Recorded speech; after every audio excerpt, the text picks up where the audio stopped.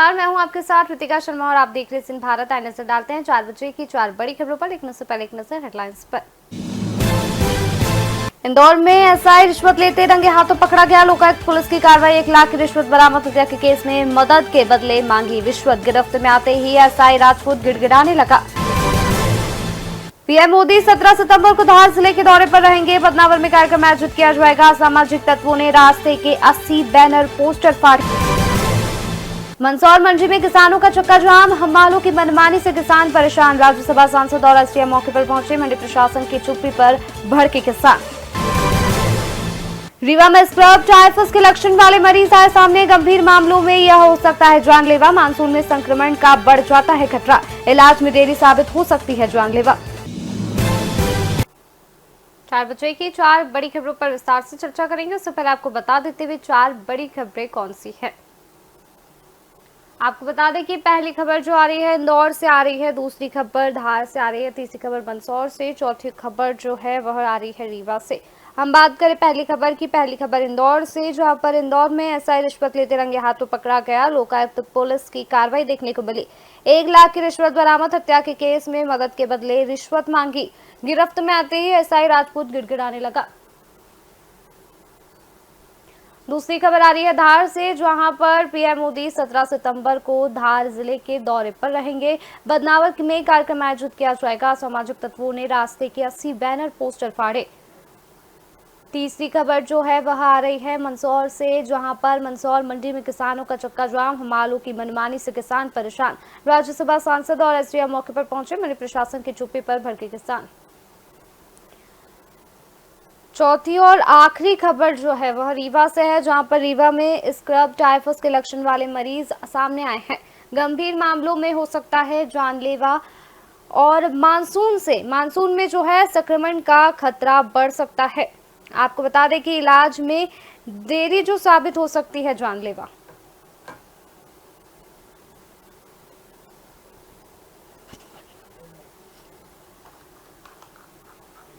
आपको बता दें पहली खबर जो है वह आ रही है इंदौर से, जहां पर इंदौर में लोकायुक्त पुलिस ने बड़ी कार्रवाई करते हुए आजाद नगर थाने में पदस्थ एसआई धर्मेंद्र राजपूत को 1 लाख रुपए की रिश्वत लेते हुए रंगे हाथों गिरफ्तार किया है।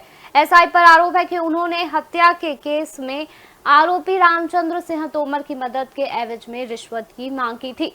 रामचंद्र सिंह के बेटे संतोष कुमार तोमर ने लोकायुक्त की शिकायत की थी और कि एसआई पहले उन्हें धमकाकर रिश्वत मांग रहा था। पैसे ना देने पर उनके पिता को केस में आरोपी बना दिया गया।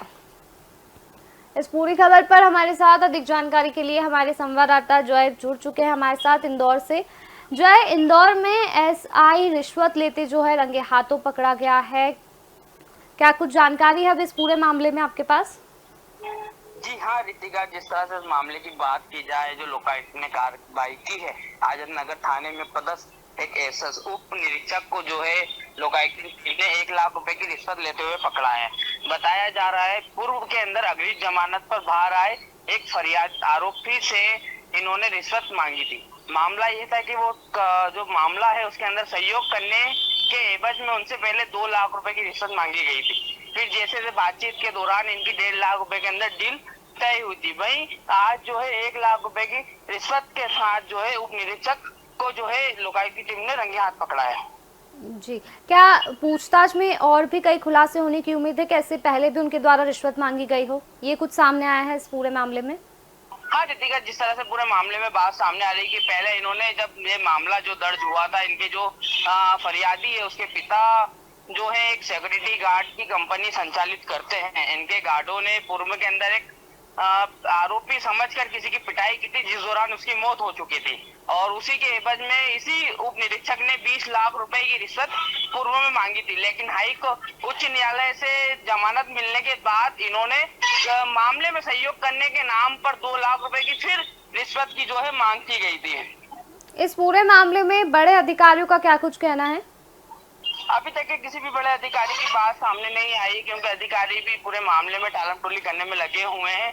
वहीं जहां तक कि फरियादी का कहना है कि इसमें जो उप निरीक्षक है धर्मेंद्र राजपूत, जिसको रिश्वत लेते हुए पकड़ा गया है, उसी ने पूरे मामले में बातचीत की थी और उसी के द्वारा जो है रिश्वत की मांग की गई थी। अभी तक के जो थाना प्रभारी और इनका रोल पूरे मामले में अभी तक किसी भी तरह से सामने नहीं आया है। एसआई राजपूत की कोई प्रतिक्रिया, क्या कुछ कहना था उनका इस पूरे मामले में?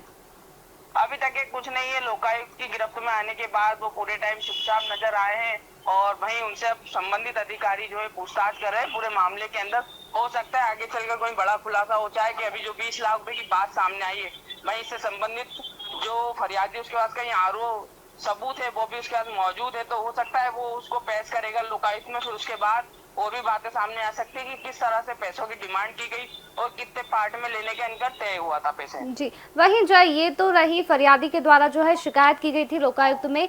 इससे पहले भी क्या कुछ और खुलासे हो सकते हैं? इससे पहले भी एसआई द्वारा रिश्वत लेते हुए जो सामने आया पूछताछ में, ये खुलासे हो सकते हैं क्या? ऋतिका, अभी तक के हम इस विषय पे कुछ नहीं कह सकते हैं क्योंकि अधिकारियों ने भी जांच की बात कही है। जो वरिष्ठ अधिकारी उनका भी जांच का कहना है कि अभी तक इस मामले में जांच चल रही है। वहीं लोकायुक्त जो अभी तक जो कार्रवाई की है, लोकायुक्त ने जो फरियादी ने शुक्रवार लोकायुक्त को शिकायत दर्ज कराई थी और आज जो है लोकायुक्त ने कार्रवाई को अंजाम दिया है। अब पूरे ही मामले में जांच चल रही है। जांच में क्या खुलासा होता है ये जांच के बाद ही मालूम पड़ेगा। जी, तो आपको बता दें जो खबर आ रही थी वह इंदौर से आ रही थी, जहां पर इंदौर में एसआई रिश्वत लेते रंगे हाथों पकड़ा गया है। लोकायुक्त पुलिस की कार्रवाई देखने को मिली, जहां पर 1 लाख की रिश्वत बरामद की गई। हत्या के केस में मदद के बदले रिश्वत मांगी गई। गिरफ्त में आते ही एसआई राजपूत गिड़गिड़ाने लगा।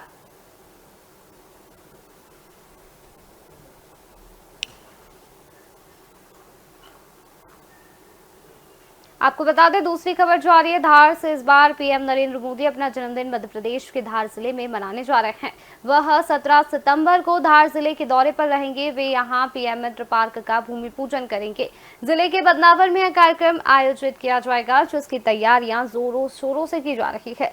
इस बीच यहां तिलगारा से भैसोला चौपाटी के बीच पीएम नरेंद्र मोदी और सीएम मोहन यादव के पोस्टर लगाए गए थे, लेकिन रविवार देर रात असामाजिक तत्वों ने तैयारियों में रंग में भंग डाल दिया।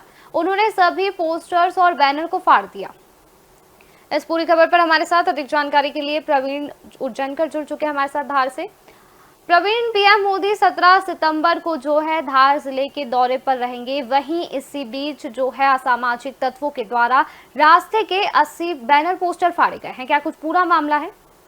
दीपिका, मैं बताना चाहूंगा कि जो है प्रधानमंत्री नरेंद्र मोदी जो है 17 तारीख को भैसोला में आने वाले हैं और साथ ही उनके आगमन की तैयारियों को लेकर माननीय मुख्यमंत्री जी सहित प्रधानमंत्री के जो फ्लैग्स लगाए गए थे क्षेत्र में, उस क्षेत्र में कुछ असामाजिक तत्वों ने इन फ्लैग्स को देर रात्रि को फाड़ दिया और इन फाड़ने के बाद जो है बदनावर राजनीति में गर्मा गई है।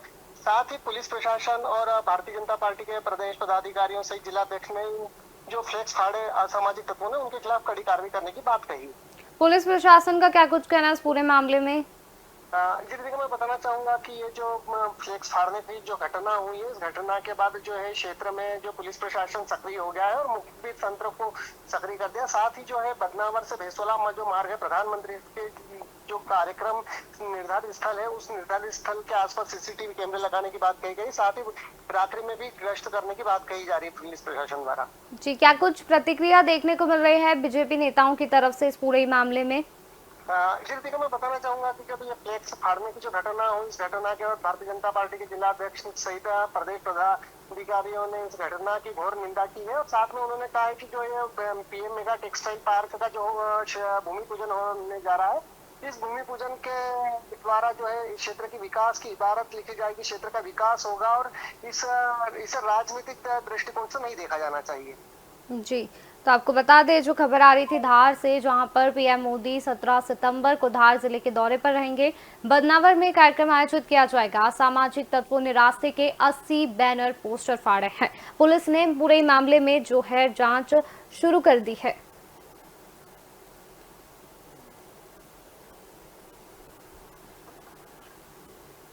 तीसरी खबर मंदसौर से। मंदसौर मंडी में हमालों की मनमानी और किसानों से दुर्व्यवहार के खिलाफ किसानों का गुस्सा फूट पड़ा है। हमालों की बढ़ी हुई मजदूरियों और बर्ताव से परेशान किसानों ने सड़क पर उतरकर चक्का जाम कर दिया। किसानों और व्यापारियों ने मंडी में हमालों द्वारा उपज की बोरियां उठवाने, ठेले पर धक्का लगवाने और जबरन पैसे वसूलने जैसे मामलों को लेकर विरोध दर्ज कराया है। इस पूरी खबर पर हमारे साथ हिम्मत सिंह चौहान जुड़ चुके हैं मंदसौर से। हिम्मत, तो मंदसौर मंडी में जो है किसानों के द्वारा चक्का जाम किया गया है, क्या कुछ कहना है किसानों का इस पूरे मामले में? मैं अपने दर्शकों को बताना चाहूंगा कि किसानों द्वारा लगातार विरोध प्रदर्शन किया जा रहा है और जब से मंडी प्रशासन द्वारा हेमालों की राशि बढ़ाई गई है, लेकिन हेमालों द्वारा जो दुर्व्यवहार किसानों के साथ किया जाता है, व्यापारियों के साथ किया जाता है, उसको लेकर लगातार विरोध किया जा रहा है। हेमाल किसानों से ठेले पर धक्का लगाते हैं, अपने उपज जब भर के ले जाते हैं, वो उपज की जो बोरियां रहती हैं उसको उठवाते हैं। तो ऐसी बहुत सारी विसंगति आती है, उसको लेकर किसान लगातार विरोध कर रहे हैं। जी, वहीं अभी क्या कोई आश्वासन दिया गया है, क्या कुछ स्थिति सामने आ रही है मंदसौर से? बताना चाहूंगा कि आज चक्का जाम होने के बाद राज्यसभा सांसद बंसीलाल गुर्जर, एसडीएम और मंडी भाजपा के जो किसान मोर्चा के नेता हैं, सभी मंडी में पहुंचे थे, लेकिन अभी तक नतीजा कुछ भी नहीं निकला। जी, जैसा कि सामने आया कि इससे पहले भी जो है किसानों के द्वारा इस संबंध में शिकायत की गई थी, बावजूद इसके मंडी प्रशासन के द्वारा कोई कदम नहीं उठाया गया था। इस पर क्या कुछ कहना रहा मंडी प्रशासन का? मंडी प्रशासन का अभी तक इस मामले में कुछ भी कहना नहीं हुआ है। लगातार व्यापारियों द्वारा भी शिकायत की जा रही है, व्यापारियों द्वारा ज्ञापन भी दिया गया एसडीएम को, कलेक्टर के नाम से मंडी प्रशासन को दिया गया, लेकिन अभी तक उसमें कोई हल नहीं निकला। वहीं किसानों का आरोप है कि न हमें सही से भोजन मिलता है, न कोई व्यवस्था है।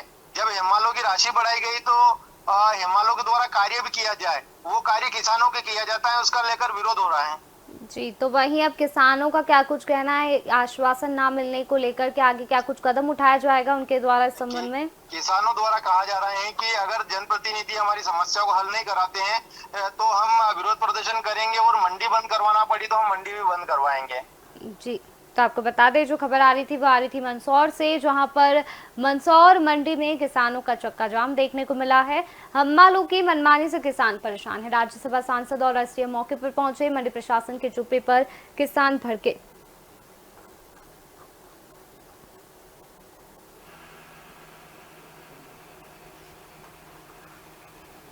चौथी और आखिरी खबर आ रही है रीवा से, जहां पर आपको बता दें कि रीवा में स्क्रब टाइफस एक जीवाणु संक्रमण बीमारी है जो कि ओरिएंटिया सूडोमोनास नामक जीवाणु से होता है, जिसके मरीज इस समय ज्यादा देखने को मिल रहे हैं। मरीज मामलों में जानलेवा हो सकता है। आपको बता दें कि मानसून के दौरान खेतों में काम करते समय इसके संक्रमण का खतरा बढ़ जाता है। इससे तेज बुखार, सर दर्द सहित कई तरह के लक्षण देखने को मिलते हैं। इस पूरी खबर पर हमारे साथ अधिक जानकारी के लिए हमारे संवाददाता रीवा से रहीम खान जुड़ चुके हैं हमारे साथ। रहीम, रीवा में जो है स्क्रब टाइफस के लक्षण वाले मरीज सामने आए, अभी कितने क्या मरीज देखने को मिले हैं? बताना चाहूंगा कि रीवा के संजय गांधी हॉस्पिटल में भी ओपीडी पे करीब काफी संख्या में स्क्रब टाइफस के मरीज आ रहे हैं। ये जनरली बरसात के सीजन में खेत में इसके बैक्टीरिया पनपते हैं और घास और झाड़ियों में पाए जाने वाले सूक्ष्म कीट के काटने से होता है। अभी क्या कुछ संजय गांधी अस्पताल से तस्वीरें देखने को मिले, क्या कुछ व्यवस्थाएं सामने आ रही है इस संबंध में? ये देखिए व्यवस्था ये हालांकि बहुत लाइलाज बीमारी या कुछ घातक बीमारी नहीं है, लेकिन अगर मरीज वहां पहुंचने में देर करते हैं तो जरूर ये एक घातक सिद्ध होती है।